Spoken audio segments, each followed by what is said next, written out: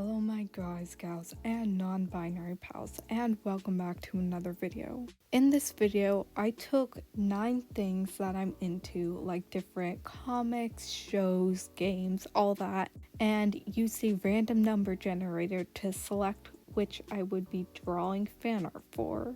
All these things are interests I haven't talked about on my channel, and might not be as expected, so if you're interested in seeing some of those things, then watch this video. Also, so far 100% of my viewers are subscribed, so if you're not subscribed, don't be that one person, just subscribe already.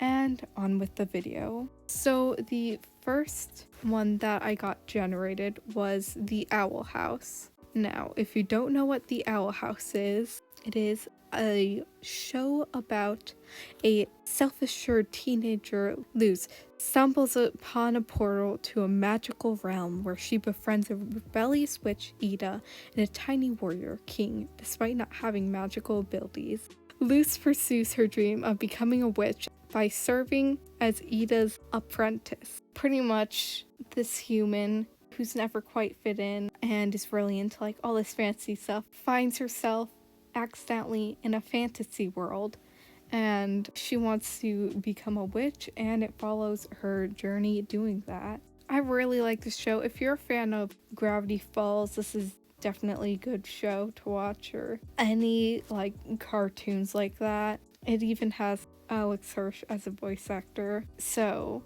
definitely any Gravity Falls fans, check this out. Also has great queer representation. The main character is bisexual, and I don't know what Amity's sexuality is, but also another female who likes females. So yeah, definitely a great show to watch also if you're looking for shows with good queer representation. And it just has great dynamics between all the characters. It's a fun show to watch. You know, not too serious too, so lighthearted, fun, Gravity Falls vibes, and queer representation.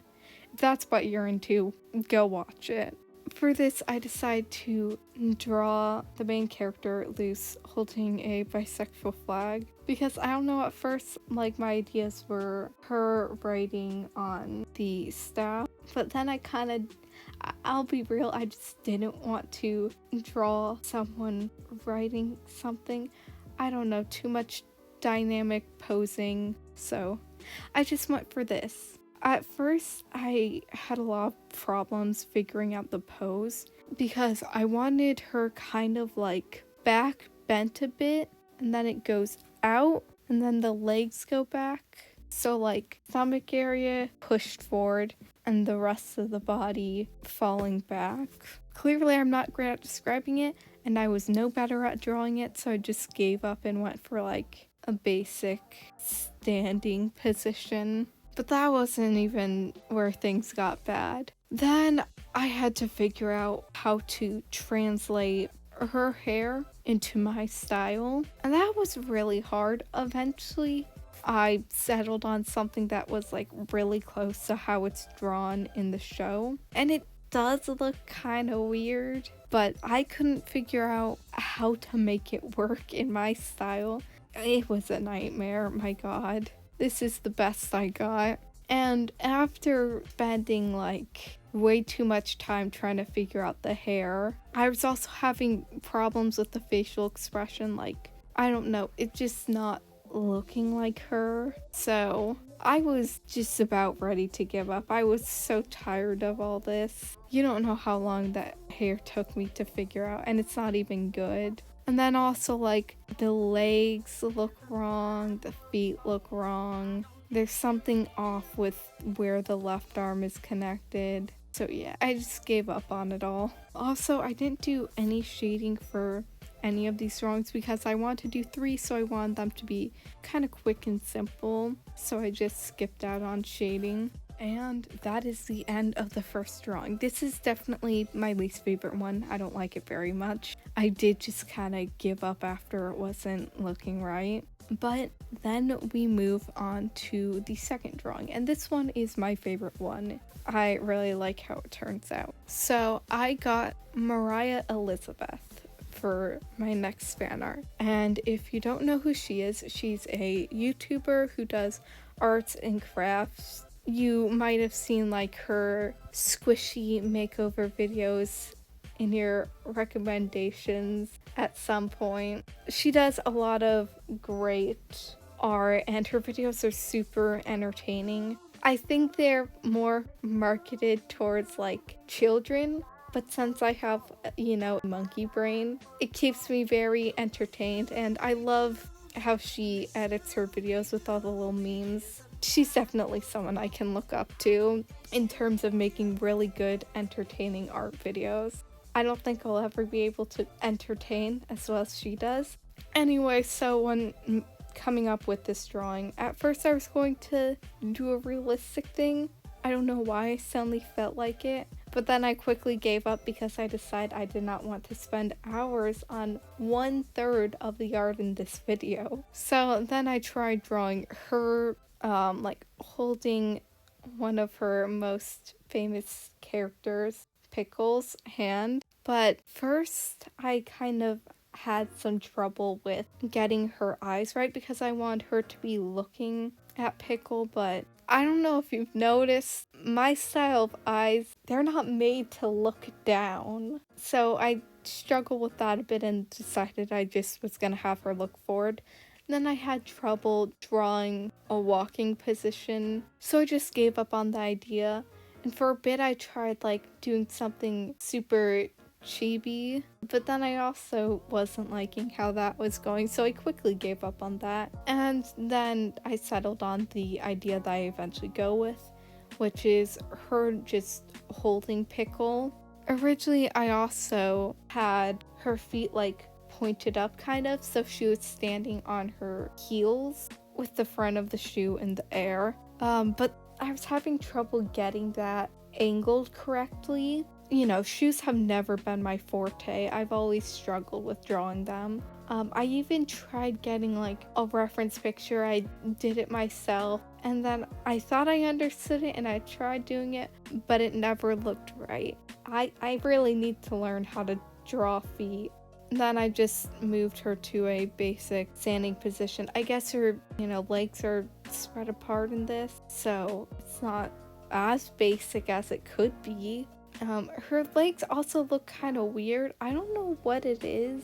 I don't know, something about the angle of the legs is different from the angle of the shorts, I think. I mean, it's not too noticeable. It's fine, we can ignore them. You don't see the legs. But honestly, I really like how this was looking. Besides that, the hair was easy this time. In general, taking actual people and translating their hair into my style is a lot easier than taking already stylized hair and stylizing that. So that wasn't a problem, and everything else was looking nice. I struggled a bit with getting the colors right because I wanted to do her classic different colored sleeves that she usually wears, but with how everything was set up, that wasn't looking right. So I started off with the hair and skin, but after that I colored in the shoes she was wearing based off of this one video where she designed shoes and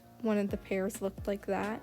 And then I took colors based on that and did the rest of it so that I could have a good color palette without sacrificing the bright multicoloredness that she likes to go for. Then I also tried something new for this drawing, and I tested out using clipping masks. But okay, I kind of tested out clipping masks for the Owl House fan art, because originally what I thought would do is make my coloring stay in the lines, and I think there is some way to do that, but then I figured out what clipping masks were by doing that, and I was like, oh, I see. So for that drawing, I think I just did it for hair, some of Pickle, some of the short, and then I think her arms too. But anytime there was a specific object where the line wasn't the outline of that object, I colored it in colored line art. So for example, her hair has an outline, but there are parts that aren't in actual outline, I guess, and go into the outline. I don't know if I'm explaining this right, but I colored those bits.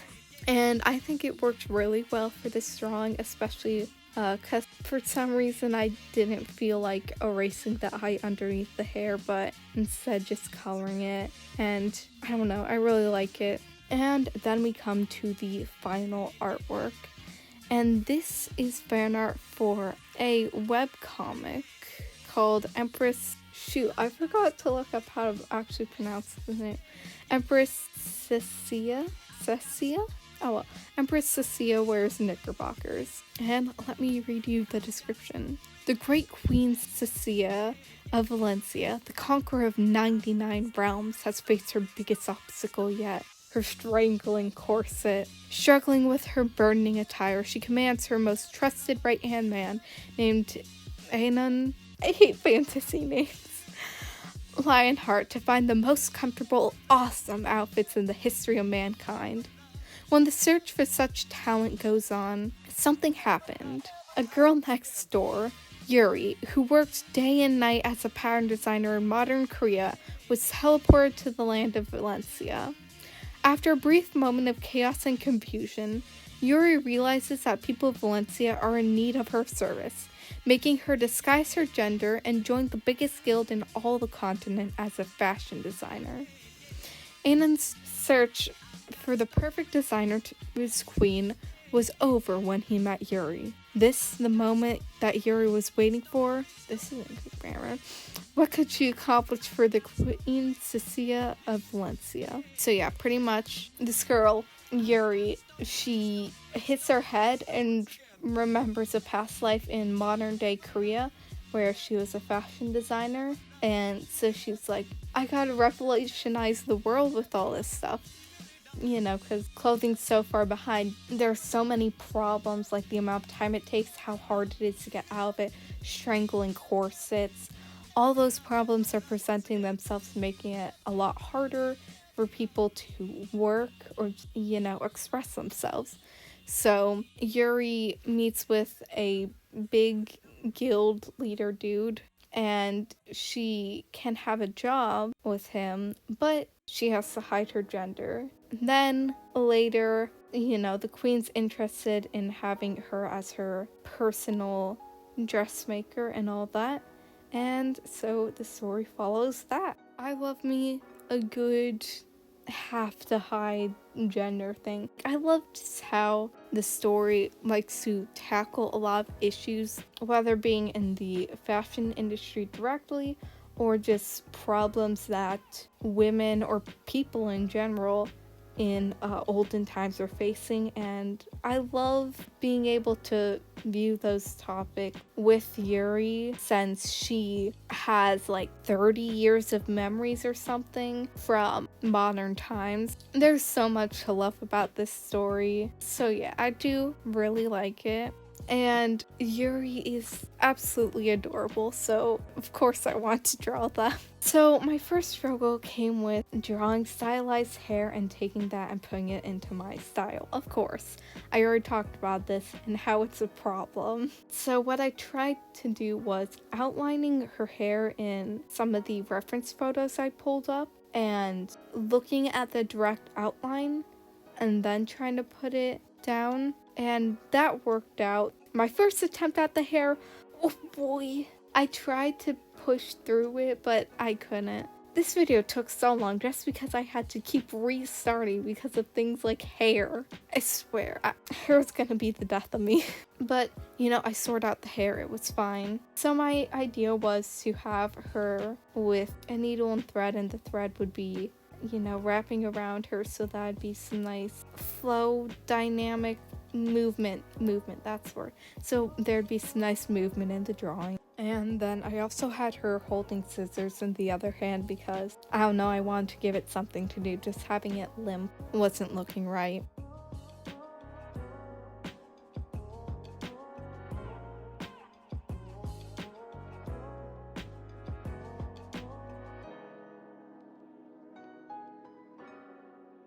So the other thing I had to worry about with the design of Yuri for this drawing was Yuri's outfit changes. So I had to kind of come up with an outfit to use. So I just based it off of mainly the two outfits you can see in the references I have. And then for the colors of the outfit, I made them all green because, like, in one of the pages she talks about how she specifically made her outfit green.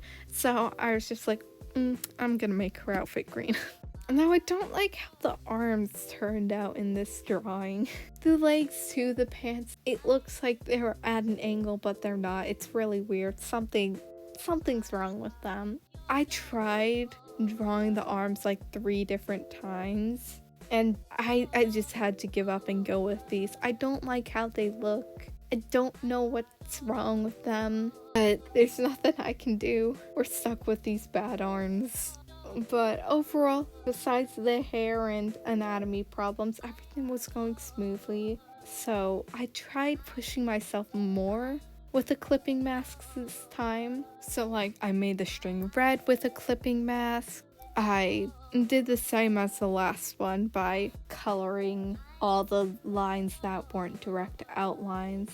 I just did a lot more of it, and when I was making the drawing, I had clipping masks as part of the plan pretty much. I don't like how all of it looked as much as the last one. You know, with the last one it made everything look a lot more soft and nice, but a lot of it just kind of looks out of place here. And the drawing just isn't as good as the last one too. But hey, as long as it's not as bad as the first one, I'm fine with it. And that is the final drawing. If you like this video and maybe want to see a sequel, since there were 9 different things, please make sure to like. You can also comment below. And also, if you're not following all of my social medias, please check the description below to look at those. And I will see you all next week.